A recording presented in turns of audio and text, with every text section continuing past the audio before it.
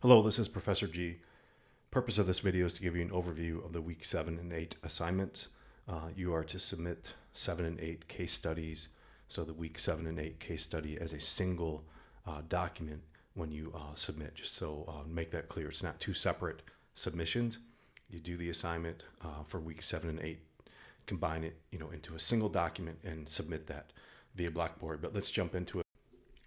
So I don't like doing traditional tests in the form of like a multiple choice. I think that's undergraduate work. I think that for graduate work, it's really about showing how you can actually think your way through a problem and come up with solutions. I mean, that's what entrepreneurship is. It's finding solutions for problems. And so I like to do case studies, and I generally create unique case studies, meaning they're not from textbooks or anything like that. So the 7 and 8 week 7 and 8 case studies have been uploaded to Blackboard. If you have any questions, you can email me. I'll be happy to help you. You can send me drafts to review. I'll give you feedback. I will be putting up a little bit more information Thursday of this week in terms of the assignments, but the purpose of this video is to walk you through the assignment, to give you some tips on how to complete the assignment. The assignment, as with all assignments for this class, will be due December 15th, 2023 by the end of the day or midnight. That's simply because that is the end of the semester for us, and I need to have grades turned around Monday by about noon. So I will be spending the entire weekend grading, and happy to do that. Know this, I actually do read everything you submit, and I enjoy doing that and reading what you've created. So let's jump into the week 7. The first case study is identifying intellectual property issues for a startup. It's worth 75 points. So you are a consultant brought in to advise a new startup called Superfoods. Superfoods is developing a line of snack bars made from nutrient-dense whole foods, seeds, fruits, vegetables, etc. They don't contain any artificial ingredients. They've tested over 50 recipe combinations to come up with their final 5 super bars. So they put a lot of time and money into investing and developing 5 signature recipes. So they're getting ready to launch, and they need advice regarding intellectual property. So here's the first question. What forms of intellectual property apply to the creative assets Superfoods is developing? Identify at least 2 IP categories. For this, we're really looking at probably trade secrets like Coca-Cola, a unique recipe. And then we're also looking at trademarks. So coming up with a trademark, and you get to play around in those 2 spaces and be creative in how you communicate that back to me and explain those 2 issues. But that's where I think I would recommend that you go. There are others. So if you read through this, there are other potential intellectual property applications to this case study. Those are just 2 examples. So those are not the only 2. You might see other stuff in the case study, but I'm asking you to come up with a minimum of 2. For each IP type, you describe the process and requirements to secure protection. What are the pros and cons of each approach? So whatever 2 you identified, so if you identified trade secret, tell us what a trade secret is. Tell us the good and the bad of a trade secret. If you talked about trademark, tell us what a trademark is, the good and the bad of the trademark. So pretty straightforward there. Recommend an overall IP strategy for Superfoods as it prepares to launch. What specific intellectual property moves should Sarah and Diego prioritize first? So I would recommend something like prioritizing the filing of a federal trademark application with the U.S. Patent and Trademark Office. Let's make the trademark official. That's a good strategy to start with. There may be some other stuff that you would recommend, but that's a good place to start. When you're writing the answers to these case study questions, because I'm giving you some help this time with the assignment in terms of prompts, some direction, I really want you to spend time on connecting your answer with the facts in the case. So don't just give me a simple 1 sentence, the issue is trademark. No, tell me why it's trademark and relate that explanation back to the facts in the case study. That's really called the analysis, and that shows me and everyone else that you understand what you're talking about. So, what competitive trademark risk might superfoods face? Describe trademark conflicts that could arise and how to address them. One risk that might exist might be an existing company with a similar trademark. Until you do that trademark search, you really don't know. And so a risk is they do the search, they find that one already exists, and so they have to slightly modify their logo or brand to work around the existing trademark. So that's just one. Now, when we go over to 5, this is really just the essentially the formatting. So a 1 to 2 page analysis. Okay, 12-point font, New Times Roman. That's kind of standard for graduate level work. Double space the lines. You don't need a reference section for this. I give you all the information that you need. At the top of it, though, at the top of this case study, put in the title, Case Study Identifying Intellectual Property Issues for a Startup, and your name. Okay. Let's move to case study 2, Acquiring an Existing Business, a Purchasing Case Study. So you are evaluating the purchase of North Coast Bakery. This is a local Main Street bakery that is loved in the community. They were founded in 1995 by Gianna Russo, and she's hoping to sell the business so that she can relocate closer to her family. They operate out of a 2,000 square foot leased shop with revenue around $550,000 each year. Space includes a kitchen, retail area, has 4 full-time employees, 2 part-time employees, and leases 2 delivery vans. She has contracted relationships with various vendors that supply ingredients and packaging.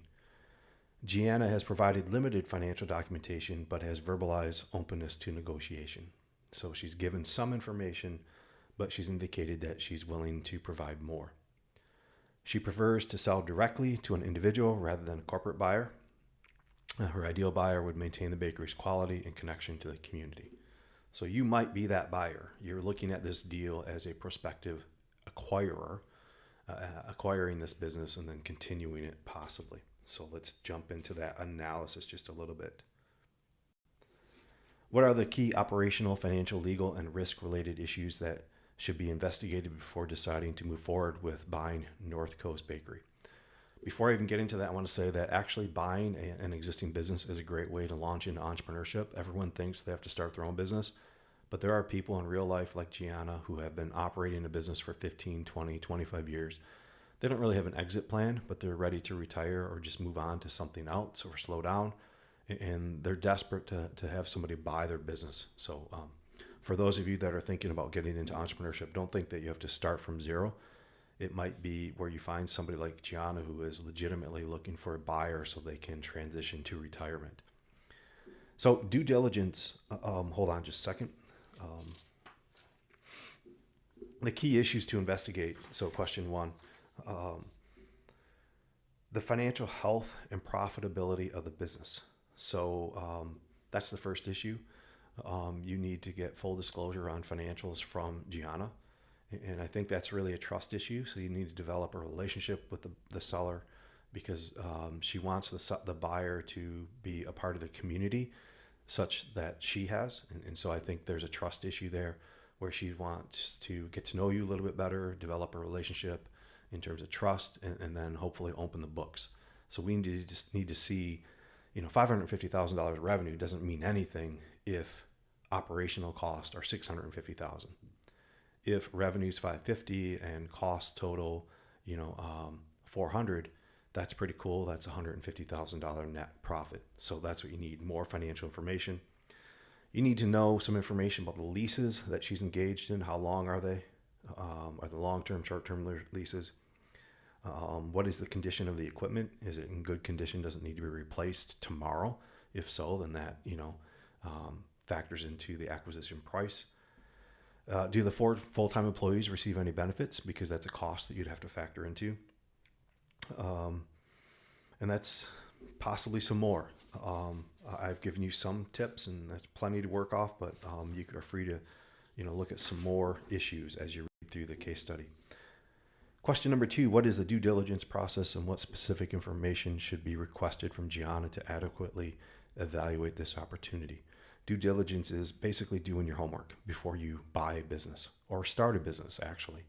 This is no different from starting a business. It's doing your homework. Due diligence in this type of case, you want a thorough review of the financial statements.